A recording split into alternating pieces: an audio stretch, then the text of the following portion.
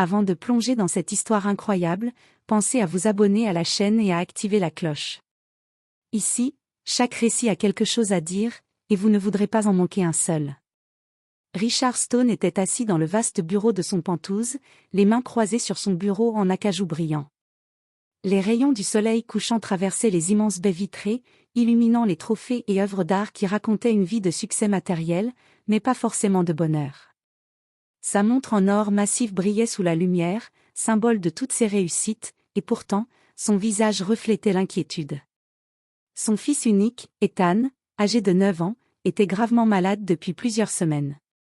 Les meilleurs médecins avaient été consultés, les traitements les plus coûteux essayés, mais aucune amélioration n'était apparente. L'angoisse de Richard grandissait chaque jour, et malgré toute sa fortune, il sentait le désespoir s'installer. C'est à ce moment-là qu'un homme inconnu frappa à sa porte. Sa silhouette fine, vêtue de vêtements simples mais propres, contrastait avec le luxe qui l'entourait. Ses yeux avaient une intensité étrange, une profondeur qui semblait lire au fond de l'âme. « Monsieur Stone », dit l'homme d'une voix calme mais ferme. « Je sais que vous êtes inquiet pour votre fils. Donnez-moi quelque chose à manger, et je guérirai Ethan. » Richard éclata de rire, un rire sec, mêlé de mépris et de doute. « Vous devez plaisanter, dit-il, presque incrédule. Vous voulez dire que vous guérirez mon fils, juste en mangeant quelque chose ?» L'homme secoua lentement la tête. « Je ne plaisante pas. Mais pour que cela fonctionne, vous devez me faire confiance et suivre mes instructions, sans poser de questions. » Richard observa cet homme mystérieux. Tout en lui criait la superstition et l'absurde, mais au fond de lui, l'espoir, cet espoir qu'aucune somme d'argent ne pouvait acheter, commença à titiller son cœur. Le millionnaire se leva, marchant lentement vers la cuisine, une partie de lui riant de la situation, une autre tremblante à l'idée d'essayer quelque chose d'inconcevable. Il prit un panier de fruits et quelques légumes frais, et l'homme inconnu les examina, hochant la tête avec satisfaction. « Préparez ceci exactement comme je vous le dis, et donnez-le à votre fils. » Richard Stone, le sceptique, le rationaliste, le maître de la fortune et du contrôle, sentait pour la première fois qu'il allait devoir abandonner tout ce qu'il savait pour sauver ce qu'il aimait le plus. Et dans cette soirée dorée, entre les éclats de lumière et les ombres de doute, une étrange promesse se forma, soit son fils guérirait, soit tout espoir disparaîtrait à jamais. Le lendemain matin, Richard se leva avant l'aube. Dans le silence pesant de son Penthouse, tout semblait figé, les tableaux, les trophées, même l'air semblait lourd de doute. Pourtant, un étrange mélange de scepticisme et d'espoir le poussait à agir. Il se dirigea vers la cuisine et trouva l'homme inconnu déjà là, debout comme s'il avait attendu toute la nuit. Ses yeux sombres semblaient percer la surface des choses, lire les peurs et les secrets. « Voici ce que vous devez préparer », dit-il simplement. Il désigna une série de fruits, de légumes et d'épices, certains si inhabituels que Richard n'aurait jamais pensé les acheter, encore moins les cuisiner. Richard sentit un frisson d'incrédulité. « Vous voulez dire que tout ça va? » « Ne posez pas de questions, interrompit l'homme. Concentrez-vous sur votre fils, seulement sur lui. Pendant qu'il suivait les instructions minutieuses, épluchant, coupant, mélangeant, Richard remarqua quelque chose de surprenant, une calme détermination l'envahissait. Le scepticisme était toujours là, mais une petite flamme d'espoir brillait au fond de lui, plus forte que n'importe quelle science ou traitement qu'il connaissait. Il plaça le mélange final dans un petit bol et le transporta dans la chambre d'Ethan. Le garçon, pâle et affaibli, dormait à moitié, respirant avec difficulté. Richard hésita une seconde, puis plaça le bol près de lui. « Ethan » murmura-t-il. « Papa a quelque chose pour toi. » Ethan ouvrit lentement les yeux, un mélange de fatigue et de curiosité flottant sur son visage. Il prit le bol, observa le mélange étrange et demanda, la voix faible. « Ça va marcher, papa ?» Richard ne savait pas quoi répondre. Il se contenta de sourire avec tendresse, ses yeux brillants d'émotion. « Essayons, » dit-il simplement. L'homme inconnu s'avança, posa sa main sur l'épaule de Richard, et murmura. « Maintenant, laissez faire le reste. » Le silence s'installa. Quelques minutes semblèrent des heures. Puis, lentement, Ethan porta une cuillère à sa bouche et goûta le mélange. Ses yeux se fermèrent un instant, comme s'il savourait quelque chose de familier et de magique à la fois. Quelques instants plus tard, il toussa légèrement, puis un sourire ténu éclaira son visage. Richard sentit son cœur battre à tout rompre. Était-ce un effet placebo, une simple réaction passagère, ou l'homme inconnu détenait-il réellement un pouvoir que la science ne pouvait expliquer? Richard regarda le mystérieux visiteur. L'homme hocha la tête, un léger sourire sur les lèvres, et se leva pour partir. « Revenez ce soir, dit-il. Vous saurez alors si le miracle s'est produit. » Richard resta seul avec son fils, incapable de détacher ses yeux de ce petit corps fragile. Pour la première fois depuis des semaines, il sentit une lueur d'espoir réelle et tangible. Le sceptique savait qu'il risquait d'être déçu, mais pour la première fois, il voulait croire. Et dans le silence du Penthouse, l'espoir semblait s'infiltrer dans chaque recoin, comme une lumière fragile qui refuse de s'éteindre. La journée passa lentement. Richard restait aux côtés d'Ethan, observant chaque respiration, chaque mouvement de son fils avec une anxiété mêlée d'espoir. La fièvre semblait légèrement diminuer, et le garçon commençait à parler plus clairement, même si sa voix restait faible. À midi, Ethan demanda timidement. « Papa, je me sens un peu mieux. » Richard sentit une vague d'émotion le submerger. Il n'avait jamais connu un tel mélange de peur et de joie.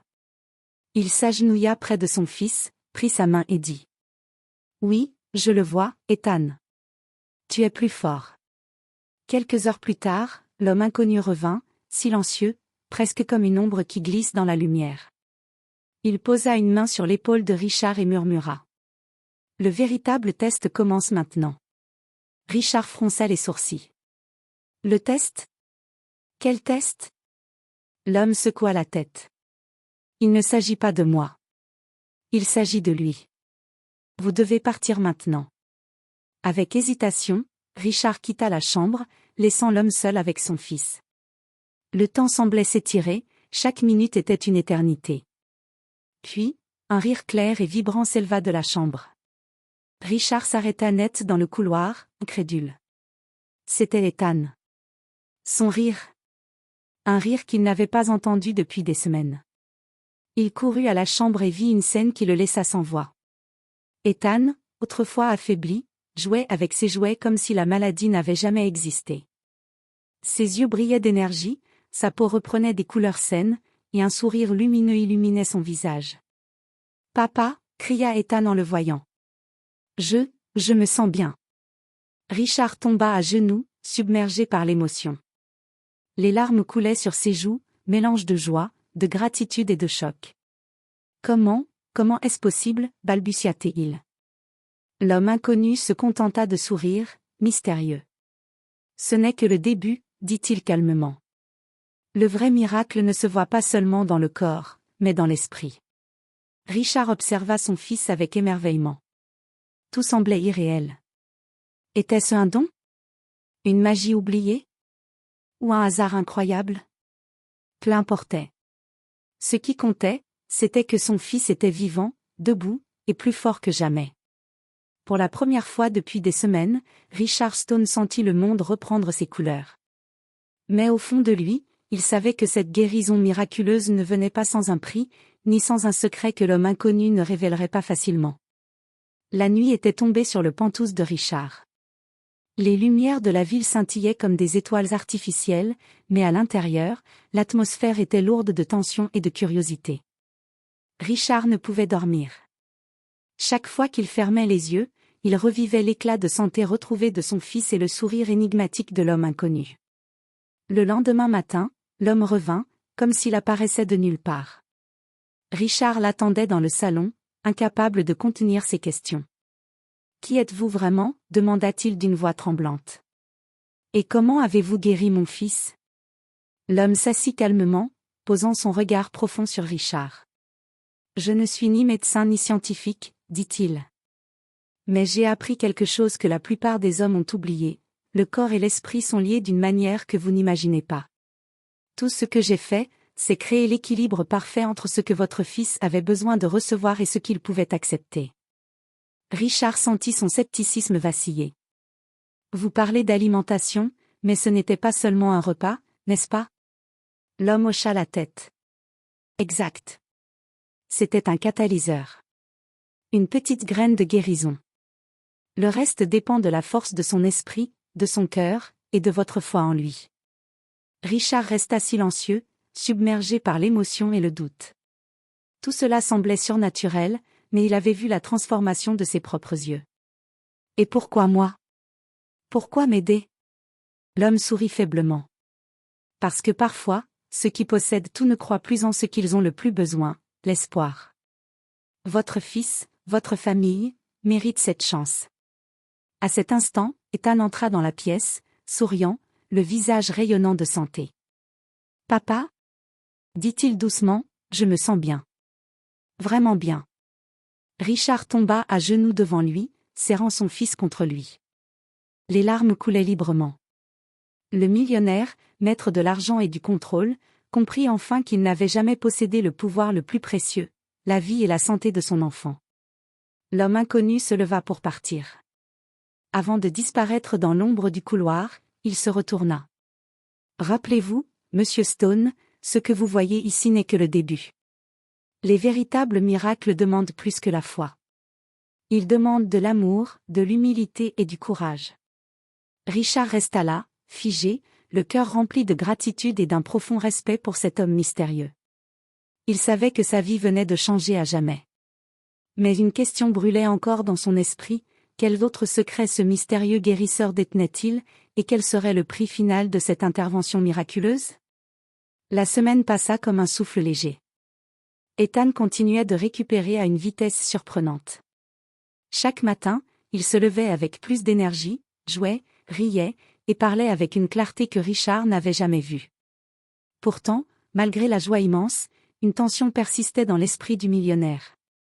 Un soir, l'homme inconnu revint. Cette fois, il entra sans frapper, comme s'il avait le droit d'être là.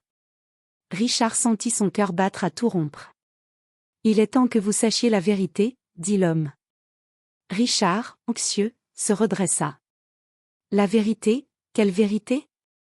L'homme s'assit en face de lui et prit une profonde inspiration. « Tout ce que j'ai fait, ce n'était pas seulement pour guérir Ethan. C'était pour vous enseigner quelque chose. Vous avez passé votre vie à accumuler des richesses, mais vous avez oublié l'essentiel, le vrai pouvoir n'est pas l'argent, ni le contrôle, il réside dans la capacité d'aimer, de croire et de protéger ceux que l'on aime. » Richard sentit un poids sur sa poitrine. Il comprenait enfin, ce miracle n'était pas seulement médical. C'était une leçon de vie. Mais, comment? Balbutia-t-il, comment avez-vous su ce dont il avait besoin? L'homme sourit mystérieusement. Parce que chaque vie possède une force qui ne peut être mesurée par la science.